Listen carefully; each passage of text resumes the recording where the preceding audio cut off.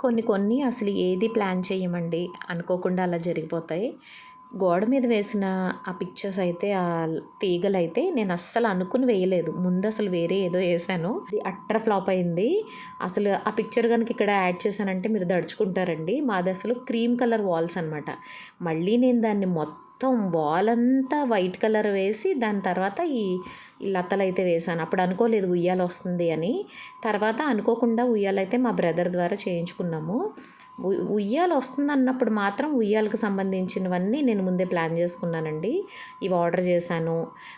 దానికి చిలకలు ఆర్డర్ చేశాను. కొన్ని సోలార్ లైట్స్ ఆర్డర్ చేశాను. కాకపోతే ఇప్పుడు అవేమి పెట్టడానికి ఇంకా టైం రాలేదండి. ఇంకా దీనికి సెకండ్ కోటింగ్ అయిన తర్వాత అవన్నీ పెట్టిన తర్వాత మీకు వీడియోలో చూపిస్తాను. నేను ఏదైనా కొనుక్కుంటే మీకు షేర్ చేసుకుంటాను కానీ తొందరగా నా బాధ ఎవరితోనూ షేర్ చేసుకోనండి. నాకు ఫ్రెండ్స్ కూడా చాలా తక్కువ. కానీ ఎందుకో చెప్పుకోవాలనిపించింది. అస్సలు హెల్త్ బాగుండట్లేదండి. హార్మోనల్ చేంజెస్ ఏమో తెలియదు కానీ నైట్ అస్సలు నిద్ర ఉండట్లేదు. నిన్నైతే తెల్లవారుజామున 4 గంటలకు పడుకున్నాను. వీడియోస్ మీద ఇంట్రెస్ట్ కూడా ఉండట్లేదు. అందుకే లేట్ అవుతున్నాయి. హెల్త్ బాగుండట్లేదు. మైండ్ కూడా బాగుండట్లేదండి. రీజన్ అయితే ఏమీ లేదు. Maybe hormonal changes వల్లనేనేమో.